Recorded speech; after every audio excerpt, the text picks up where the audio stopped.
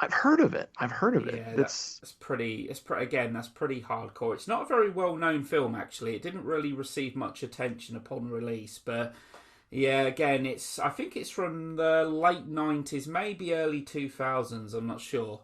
Pretty certain it's a Japanese movie, and that's pretty. I found it very hard to watch actually, but I'm a big fan of Asian horror. I love Ringu. I love Ju-on the Grudge. oh yes. Shutter, obviously a Thai horror film.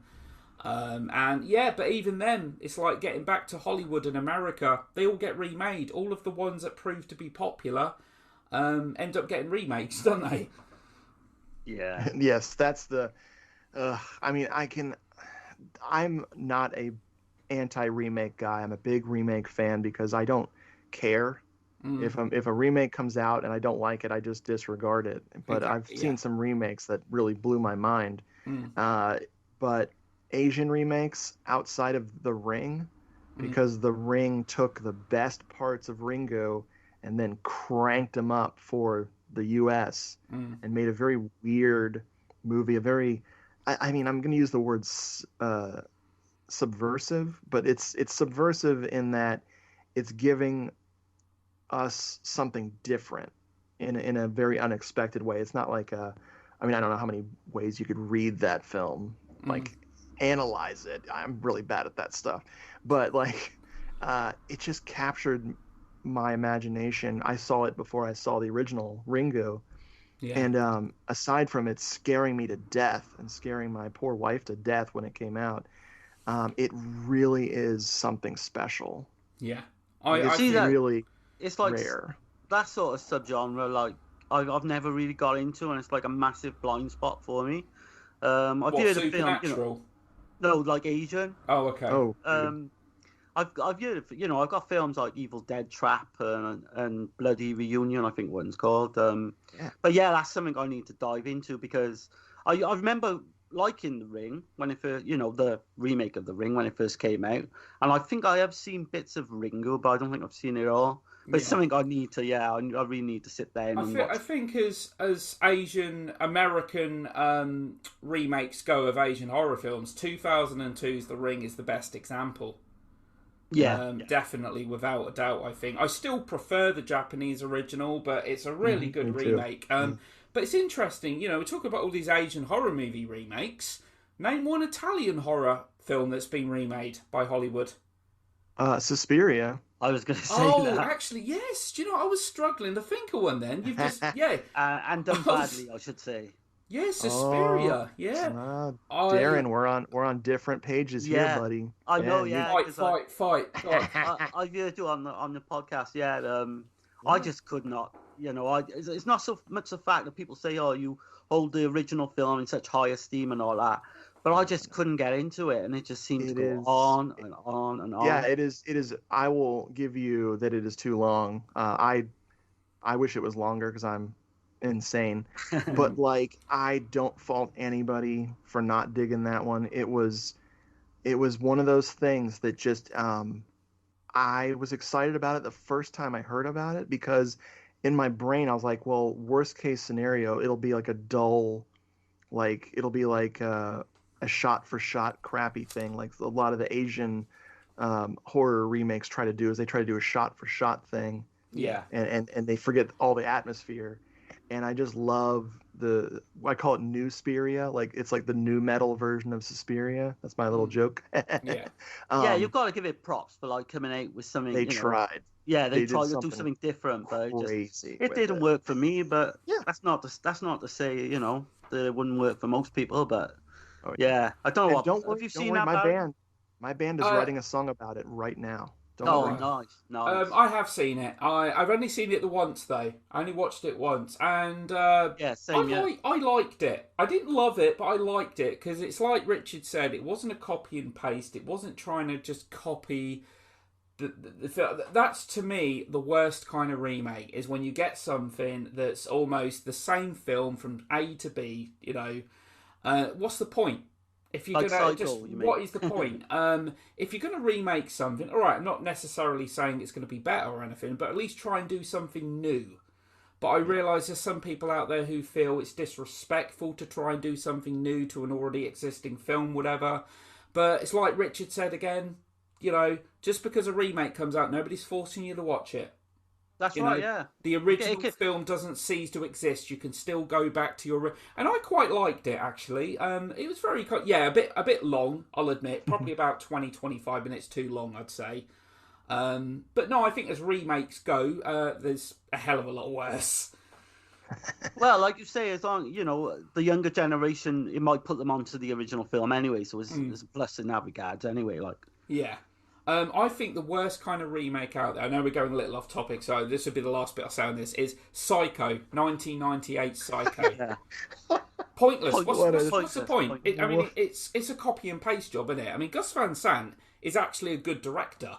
He's a great director. He directed, Good Will Hunting just the year before, and then basically it was an experiment, I think. It was basically kind of an experiment, line for line, shot for shot, and it just, to me, it's just, I don't know. I'll never forget.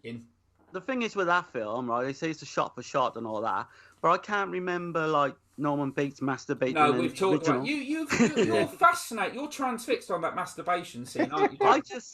You've mentioned that in the last 2 podcasts. I'm getting worried about you now. I was gobsmacked when I seen it. I thought, how did this make it? Well, obviously they couldn't do that in 1960, but take the little masturbation bit out. It is practically shot for shot, almost line for line. Gus Van Sant has said that. It was kind of an experiment and that. It's just completely and utterly unnecessary. I will never forget seeing that in the theater, because there was a time where I watched everything in the theaters. I was always at the theater. I had nothing better to do in the 90s, and so I saw that. And the line that they did change was Marion's sister. I believe it's Marion's sister. She goes, "Yeah, I work at the independent record store," and it's this weird, like hipster, you know, like dream job name drop that was so weird. And I think she says it twice in the movie, where she's like, "Yeah, the independent record store where I work," and I'm like, "Oh, please stop." Yeah, and played by Julianne Moore as well. I believe. Thank you. Yeah, I can never remember her name. Thank you. Yeah. But yeah, quickly getting back to House of the Cemetery. So, Richard, what was it about this film that... I mean, how old were you when you first watched it, would you say? Well, here's the fun thing. Like, I am obsessed with... I'm criminally nostalgic for movies I saw on my little TV when I had insomnia as a kid. I would always, like, stay up all night watching horror because I could not sleep, and I'd catch things like Prom Night or Tourist Trap on my little TV and just be transfixed by these things. Yeah. And House by the Cemetery, every time I watch it, I get this false memory in my head of, I remember so clearly catching this on TV as a kid, but it's not real. Yeah. This just encompasses everything I loved about half remembered, horror stuff. Like, it took me years to find a little movie called Girls Night Out. Oh, the slasher movie. Yeah, the killer dressed up as a mascot with claws. Yeah. Yes. Yeah. I think I saw that when I was like 7 yeah. or 8, and it never left me. And the way I remembered it was so weird. And that's how House by the Cemetery feels. It feels like because of all the weird shit that's unresolved in the screenplay, it feels like something you're remembering incorrectly. Yeah. And that's why this is part of my... It has what I call the vibe, which is this Euro horror vibe. And I get this weird feeling when I watch these things. What's a big one? I think I mentioned it a little earlier. Murder Obsession. Okay. Oh, yeah. I love that. Same year or the year before this one, I forget. And it really makes me get this strange, like, morbid excitement of, like, what's going to happen here. And that's House by the Cemetery is the perfect example of that vibe for me. Yeah, I'm glad you mentioned Girls' Night Out, by the way, because that is a slasher film that rarely ever gets talked about. I don't actually know a huge amount of people that have seen it. It's actually on YouTube. And I watched it for the first time just a few months ago. And it's kind of weird, isn't it? Because it's a bear, giant bear, But if I remember rightly, the bear swears a lot. There's a lot of misogynistic comments that the bear comes out with, the killer. Yeah, he's hung up on these like quote unquote like sluts and whores and stuff. Darren, have you seen Girls' Night Out? Yeah, I do own the DVD copy. Oh, okay. I think it's the American copy. Yeah, I haven't seen it for a while, mine, but I do remember really liking it. Yeah, it was just like your normal run-of-the-mill slasher. Oh, yeah, it's nothing special. No, exactly. It's watchable and all that and whatever, but it's just one of them rare ones. It never gets talked about. Certainly over here in the UK, it's very rarely spoken about. Yeah. But yeah, I'd only discovered it myself a few years ago and then found it was on YouTube a few months ago. But yeah, I get what you're saying with House of the Cemetery and stuff. You know, it just takes you back. For me, Night of the Living Dead is such a film because I always remember watching it as a little kid.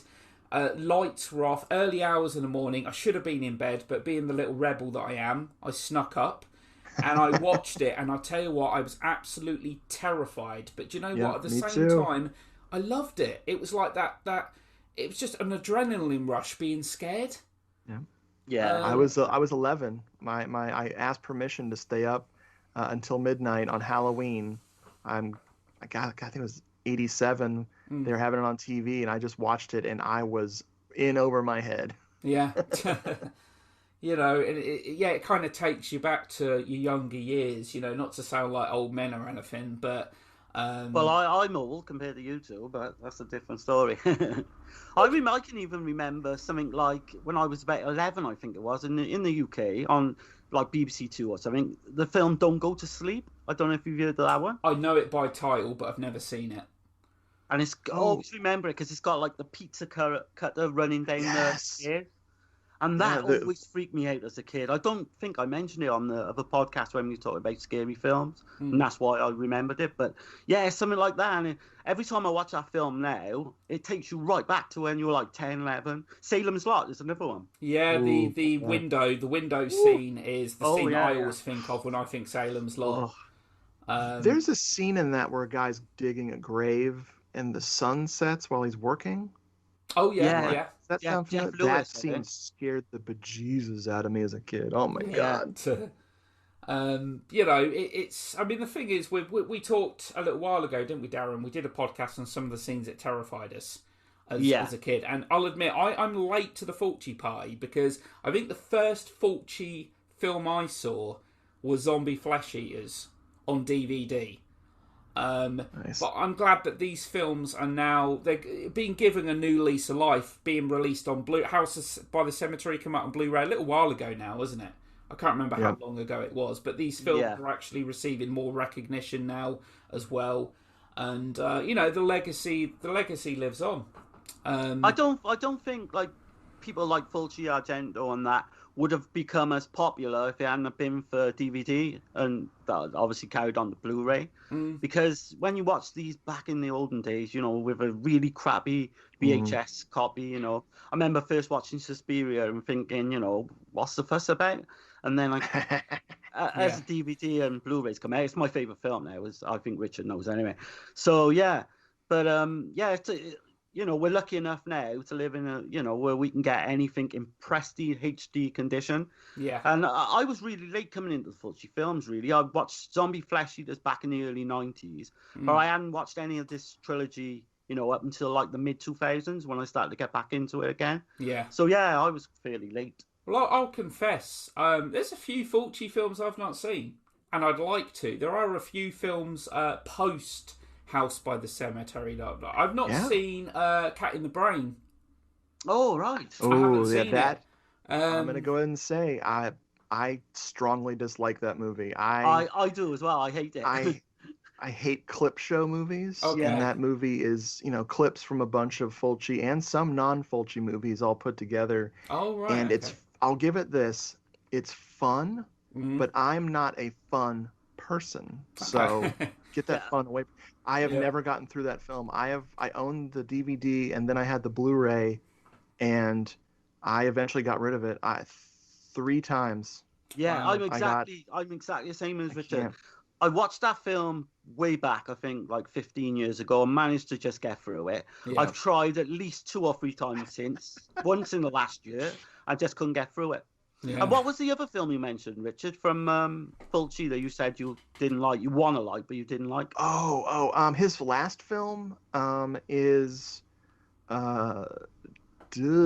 shit. Not Door into Silence. It's another one. Yeah, Door to Silence.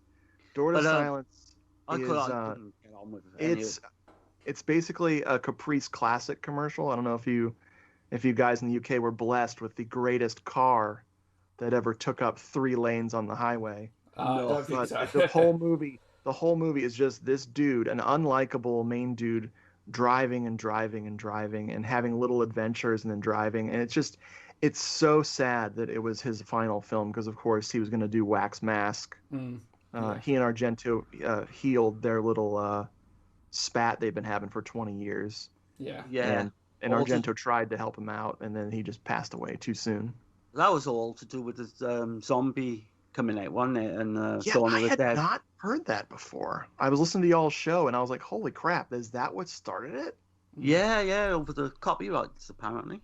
But Don't Torture a Duckling, of course. That's great. Yes. Great giallo, probably his first really controversial film, wasn't it? It caused a lot of controversy upon release for obvious reasons and that. Lizard in a Woman's Skin, that obviously you mentioned earlier as well. I've got that on DVD. Great one. That's a great film. Is that on Blu-ray? I've only got the DVD, I think, the American DVD. Okay. That's one film I held off on for a very long time, and I've only watched that in the last, I'd say, 3 to 6 months. And I absolutely fell in love with the film.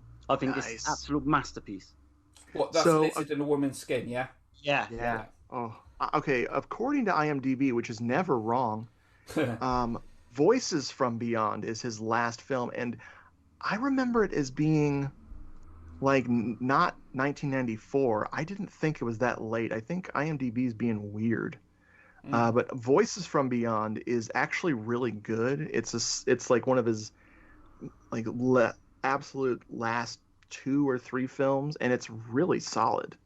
I've not seen that. No, yeah, it's good. What's the slasher one he done? Like you said earlier, it was really you just can't get on with it. It's like this guy, he's like concentrates on this main guy. And Touch of Death. That's it. I could not get through that one either. That's rough. I'm a big fan of going back to his stuff and giving it another shot. Like I remember hating Manhattan Baby. Oh right, I quite like that one. I went back, and it feels like the Beyond Light. I love Enigma. I love Zombie 3, even though he, how much of that is his movie, because of course he got too ill to finish it. That's right. Sweet House of Horrors is one that I totally get if people don't like it. It's like if you took Bob and had 2 of him, because the little boy and the little girl in that are horribly dubbed and ridiculous characters. But that's a good film. Good TV film. It's got the vibe. It's so good. Yeah, I think was it Catherine McCarr? I think she said that Bob, when she met Bob, because obviously she doesn't actually remember like his accent and stuff, Italian and that. But they wanted like a boy that was like the how do I put it? Kind of the embodiment of what the perfect American child would look like. Yes. Blue eyes, blonde hair, and he does, doesn't he? He's like, that perfect looking little adorable little kid.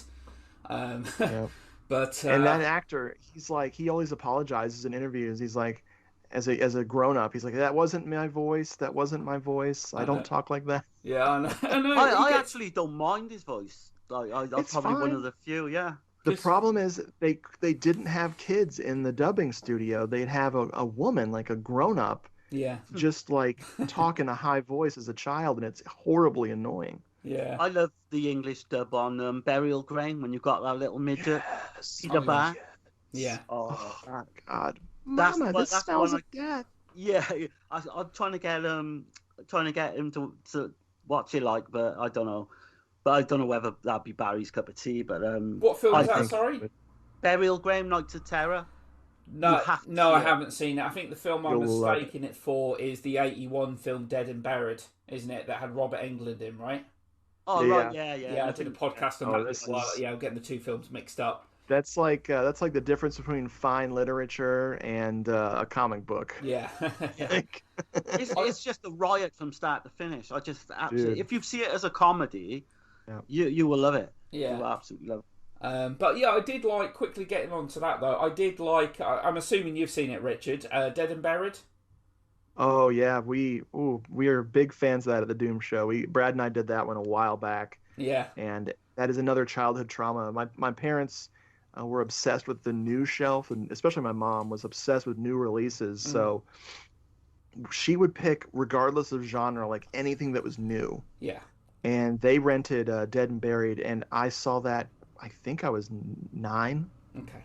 And that sticks with you when you're that young. And I'm glad to say that it holds up. And as an adult, I love Dead and Buried. It's gorgeous. Yeah, it's starting to get like recognition now, that film as well. It is. It has no one ever talked about it before. It bombed I think it has amassed a bit of a cult following actually over the years. Admittedly, I've heard of it. It's just I was very, very late in seeing it, but I really liked it. I can fully understand why it does have a fan base. It's always good to see Robert Englund pre-Freddy Krueger as well, isn't it? Do you know what I mean? Yeah. It's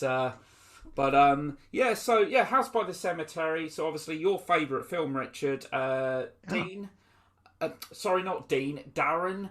Fulci films, is this your favourite? I would say, yeah, it's pretty much near the top. I would possibly put The Beyond top. But then you've got, for a long time it was City of the Living Dead was my favourite. So it kind of like alternates between them.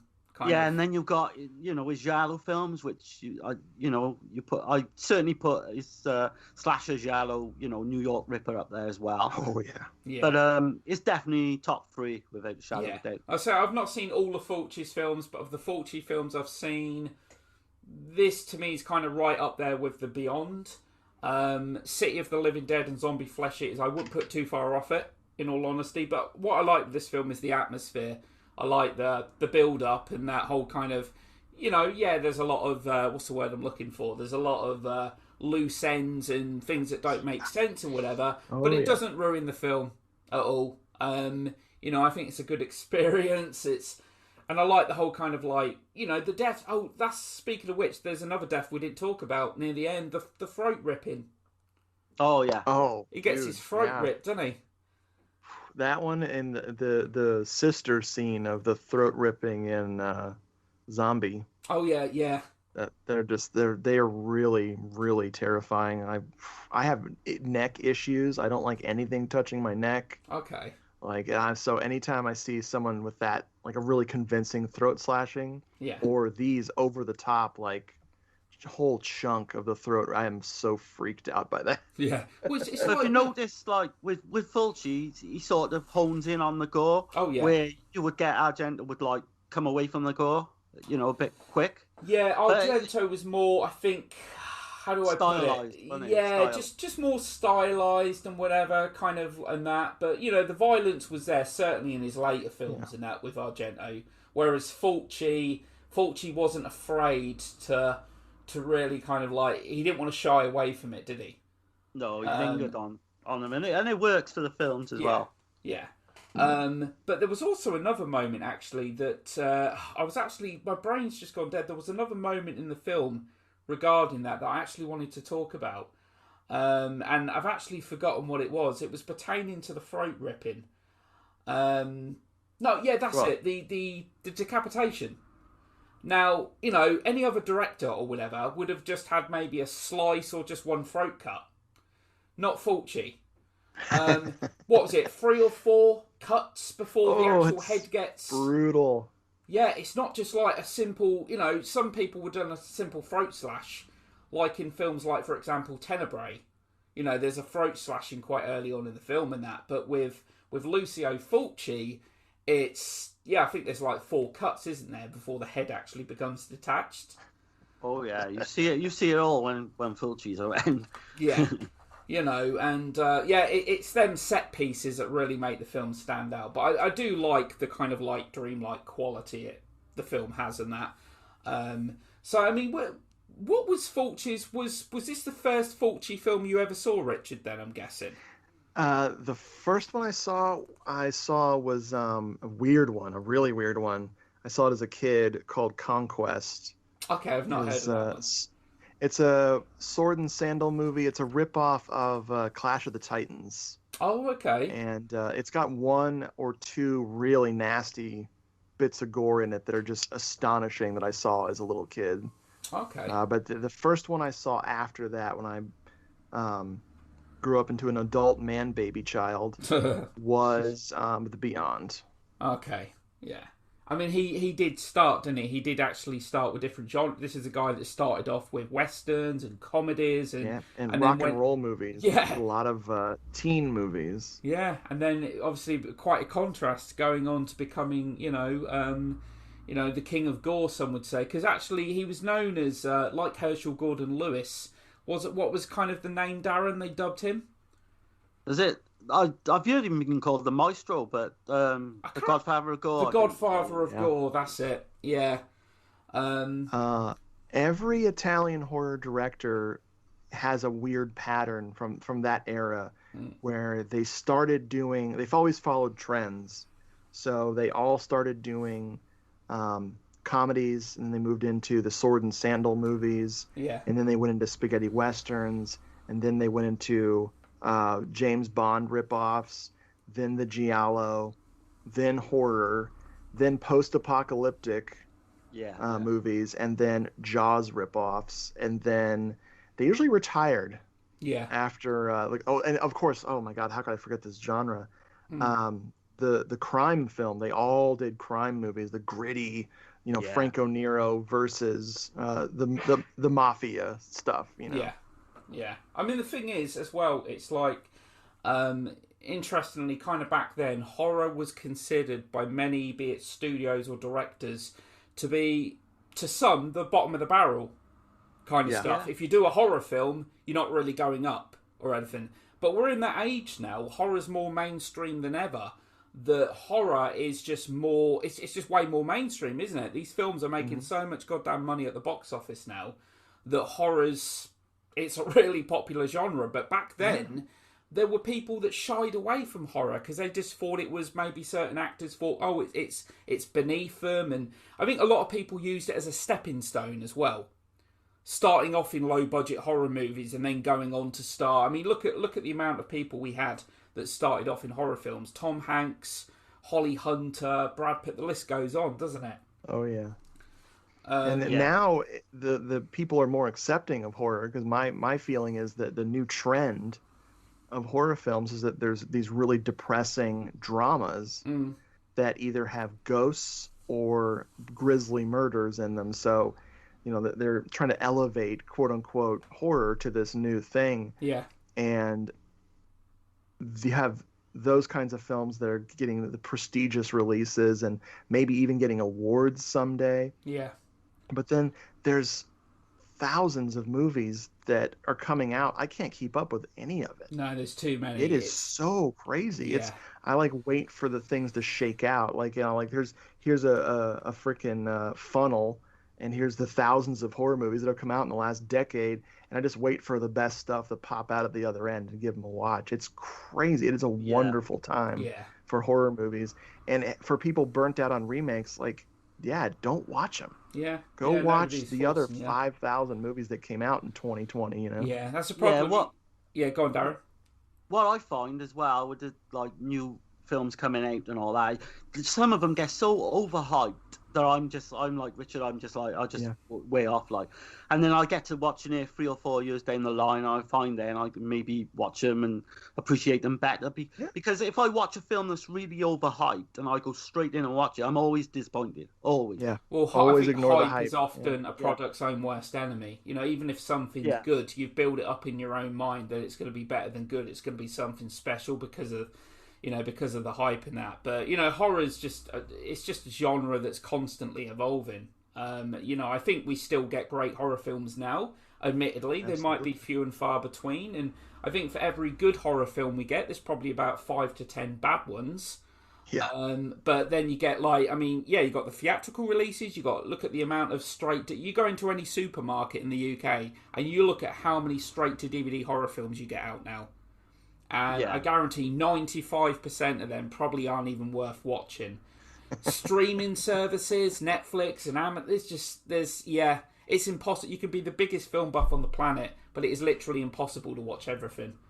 It really is. I'm still trying to catch up on 80s and 70s and 80s film. Yeah, I still got quite a lot of giallo I need to watch, and sometimes I feel like, oh god, we really need to watch. I've got most of the main stuff covered, but like Richard again is a massive giallo fan, isn't you? Oh yeah, I made a list on my blog of I went through IMDb and Wikipedia, and I made a list of every 80s horror movie I'd never seen before. Oh, right, yeah. Year by year from 80 until 89, and just made this massive list. It was humbling. Yeah. Because I was like, I'm hot shit. I've seen everything. Yeah. No, especially when things exploded in the 80s with the home video market, it is almost impossible to see everything from that decade. Yeah. That's right. And luckily for us giallo fans, there's still stuff creeping out. Like there's still things really rare, like stuff. Speaking of, Catriona McCall saying, "Oh, no one's ever going to see this." These gialli that are from like 76, 77, 78, like the years that are like post the heyday of the giallo. Yeah. I can't believe they even exist for us to watch at all. I know. I think some of these giallo films are so underrated, and like you say, no one's really watching them. Some of them you got to go to like 5th generation, DVD copies or YouTube, and the genre, the subgenre is so good, and it's just criminal that these films are not being put out. Well, there's a lot on YouTube a little bit now. There is a lot on YouTube now. There's a lot of obscure giallos on there because the 70s was very much the golden age, wasn't it? This golden period. But I mean, it dates back to the 60s. We talked about it before, didn't we? The Girl Who Knew Too Much, 1963.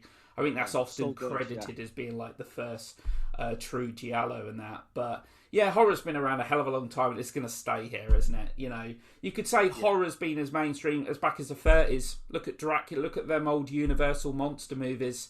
That was Universal, one of the biggest film studios on the planet.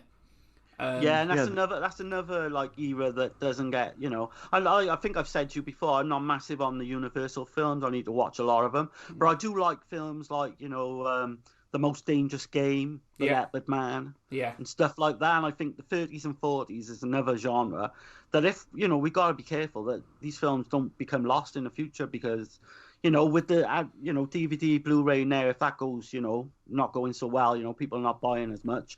Will these films go out of existence? Like certainly, some of the giallos will. Well, we just got to rely on YouTube for most of them. 1922's Nosferatu was almost lost. That is a film that was nearly lost, and thankfully it wasn't because there was a fire. And nearly all of the reels were destroyed. It was actually F.W. Murnau's wife that was able to salvage the film reels. Otherwise, Nosferatu is a film that none of us would have been able to see. That's awesome. And you've got London After Midnight. That's quite a well-known one. Yeah. Yep. And there's one I've always wanted to see, and I think there's just like a 2-minute clip called "The Cat Creeps" from 1930. Yeah. And that's totally lost. Yeah. That film, and it's it's wild. It might show. You never know. They might show up in somebody's bloody wall cavity. Well, we're getting there's a thing coming out soon, isn't there? I saw a trailer for it the other day. George A. Romero's lost film, The Amusement Park. I think it's called. I think so. Yeah. It looks crazy. Yeah, I can't even make out what the hell it's about. I watched the trailer and I'm like, it's very disorientating. I'm like, what is this? But that intrigues me because. Too often nowadays, you see a trailer, it pretty much shows you like at least 2/3 of the film. I won't finish a trailer if I am interested in a film. I give the trailer 30 seconds, maybe 45 seconds, because I hate trailers are just like they were back in the day. Like especially any giallo trailer from the 70s, the trailer's 3 minutes long. Yeah, and they're showing you all the best scenes, sometimes revealing the killer. Yeah, I know. Or giving you enough clues to piece it together. Yeah. And nowadays, trailers are I don't understand people's like obsession with seeing the whole movie. They want to know everything that's going to be in it, and I want to go in cold. And that's part of what I love about avoiding hype. Yeah, is you give a movie years to go away from your brain, and then you go into this movie that everybody's sick of. Completely cold, and that's when you enjoy it. And that's what I try to do because I'm a shameless comic book movie nerd. Oh, same and here. I will not watch those damn trailers at all. Yeah. I'll be in the theater before, the pandemic. I'd be in the theater with my eyes closed. Yeah. Are you a big, have I told you that I'm a big DC fan? I don't know. Nice. I'm a huge Batman fan. Awesome. I'm as much into Batman as I am horror. I have a huge Batman collection, statues, and I'm really looking forward to 2022's The Batman out March next year. Yeah. I think Pattinson's going to do a good job. I think he's a solid actor. Doesn't get enough credit. Just too many people see him as the Twilight guy, and they don't really look beyond that. And it's a shame. But yeah, I'm a massive Batman fan. I've been reading DC for years now. I like all of the animated stuff they do, all of the animated films and TV shows. And hey, Marvel has made one amazing animated film, Into the Spider-Verse. Yes, that was very good. Yes. And dude, all of their other animated films are pretty much garbage. I don't know why they don't put any love or care into their animated ones, whereas DC, they really do. I've only seen a couple that weren't good. Yeah, I'm looking forward to Long Halloween, part 1 and 2. That's gonna be great. Yeah, obviously one of the best Batman stories out there, and we all knew this was coming. It was, it was a case of when, and they're actually splitting it into 2 parts as well, because obviously we got Hush back in 2019, which was good but very disappointing at the same time. It should have been better than good, and they had to they crammed a 12-issue comic series into an 82-minute runtime.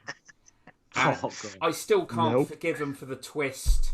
I can't forgive them for ruining the identity of Hush for the sake of a big plot twist.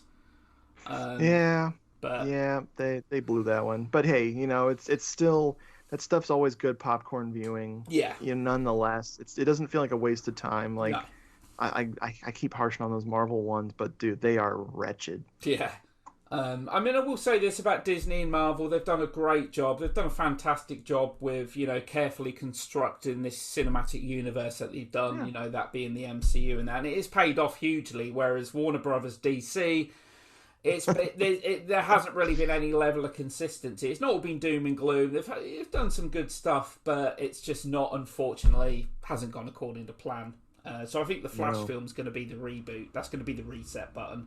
Yeah. That Shazam was great. Yeah, I thought it was great fun. I enjoyed it, and I still think that film deserved to make more money than it did. Unfortunately, it was released right between Captain Marvel and Avengers Endgame, which is the biggest movie of all time now, box office wise. Oh boy. It was released like a week between them. But we're going way off topic now. I do apologise for anyone out there that doesn't actually care about comic book movies and all that and whatever. But, so I think that pretty much wraps it for today. We've gone for nearly an hour and a half, guys. Flown by again. Yeah. But, House by the Cemetery, my final thoughts. One of Fulci's best, certainly, without a doubt. I think Richard's told us he's a little bit of a fan. A little bit. Have you got a tattoo yet? No, that's the sad thing. I got to get around to that. Okay. And Darren, obviously you're a fan of the film and that, and I don't know what film we're going to do next, by the way. It's your choice anyway, isn't it, for the next one? I was thinking New York Ripper, but I don't know if you got it. Only if I can have a shower after watching it, because I always feel dirty after watching that movie. Oh, it's sleazy. I'll be honest, I'm not a big fan. I don't mind it. It's not one of my favourites or anything like that. I'll see if I've got access to it. I don't own it, but it could be on one of the streaming services. So, okay. Yeah. So, that's it for today. Thanks a lot to everyone that listened. Richard, it's been absolutely fantastic having you on here. Oh, man. Thanks for having me. It was great to finally get on the show with you guys. I'm hoping it's not been too traumatic for you. Oh, no. I live in Florida, so I'm constantly in a state of trauma all the time. So this was a relief to get away. Okay, because I was going to pre-order you as a straitjacket if you wanted, but I'll just wear 2. So I just want to give a quick shout out actually to Ian Charles Douglas, who's actually an author, and he's just actually won a Gravity Award with a dark fantasy story called The Haunting of the Jabberwocky. and it's actually available to read for free on centerfieldofgravity.com. And he's also got a book series going at the moment called The Zeke Haley, which I believe is currently up to its 5th novel. So, and also you, Richard, you've actually got a book published, haven't you? Yeah, I'm one of those authors who's so good that he self-publishes. Wow. Okay. I did a little book, God, it's almost 6 years ago now, called Giallo Meltdown, a movie-thon diary, where I watched way too many Giallo movies in a very short amount of time, and I recorded my brain melting. That's a fantastic book, by the way. Oh, thanks, man. I think I won a competition on Richard's podcast, and he sent me a signed copy, and I cherish that. Oh, awesome! Yay! I've actually looked at that book online. You know, I didn't know it was you. Yeah, I was tempted to buy it. Actually, this is way before I was podcasting, I think. Nice. It is. I tell you what, it is hysterical to read. It's so good. Yeah. Yeah, it's got some jokes. I followed it up with a little one called Cinema Somnambulist. I was doing my blog for a really long time, and I was like, hey, self-publishing rocks. So I took all my blog posts and put them into a book form. And then the movie-thon format, where I watched too many movies in a short amount of time, I decided to capitalize on that and do a book called Doomed Movie-thon. And all 3 of them are on Amazon. And I keep them real cheap because obviously I don't live off of my writing, and so I like people to be able to afford them because they're just me being me and on paper, and that's terrifying. Yeah, and you've also got your own podcast, which is Hello, We Are the Doom Show. It's Hello, This is the Doom Show. Oh, no problem. Yeah. It's like I said, we've been doing that for 10 years, and it's we talk about Giallo, but not enough. I want to get back into more Giallo talking. Those are usually really popular episodes, and we do lots of Italian horror. We do some slasher talking, of course, and we're trying to get into cult movies a little more, like outside of the box stuff. Yeah. We did Gotcha, which is an 80s comedy thriller something. It's hot garbage, but it was fun talking about it. Yeah. Speaking of which, actually, I'd like to... I know this is called Talk... There are so many films of different genres I'd love to talk about. And, Clue, based on the board game? Oh, yeah. That's a film that I'd love to do a podcast on. I love Clue. Tim Curry, Christopher Lloyd. I just love that old dark house aesthetic. And classic. Yeah, it's one of them films I used to watch a lot as a kid. So I think a future, but I don't know, because it's called Talk and Stalk, but I don't want to, I do want to kind of stray into other things within the realm of thriller and horror and that, if you know what I mean. Yeah. Because there's so many thrillers out there that I love as well. But yeah, feel free to check out Richard's podcast. And like I said, been doing it for 10 years. And I think, to be honest, on my next pay packet, Richard, I'll buy that book. Woohoo! Which is actually next Friday. So... Yeah, and can I just say you'd be welcome on the show again, Richard, whenever you want, because it's been really a fun blast like this. Hang on, Darren. Yes. Ask me first. Ask me. don't get ahead of myself. I'm calling the shots here, man. I assume Barry. No, I second that, Richard. No, you'd be more than welcome to come back on, man. Definitely. Absolutely. Have you guys on the Doom Show as well, because we nice. Give my guys a break. So they're not always being. I'm not pushing them. Like, hey, what are we doing? What are we doing? Hey, what are we doing? That'd be awesome. I'd love to come on. So that's it for today. Thanks a lot for everyone that listened, and we'll be back again soon to haunt you and torment you. And from me and the guys, adios for now.